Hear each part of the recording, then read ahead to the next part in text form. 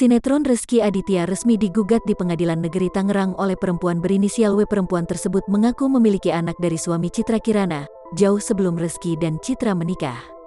Gugatan terhadap Rezky Aditya didaftarkan oleh kuasa hukumnya di Pengadilan Negeri Tangerang melalui sistem e-court atau online.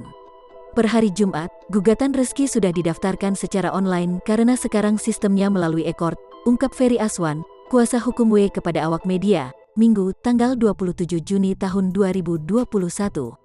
Tinggal nanti hari Senin atau Selasa depan kita kirimkan gugatan aslinya ke pengadilan, tambahnya.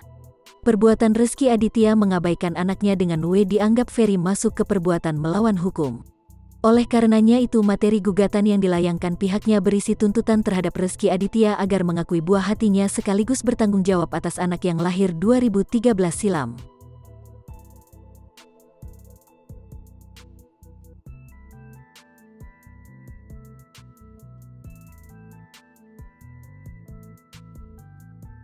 Konsep gugatan kita PMH, perbuatan melawan hukum, beber Ferry.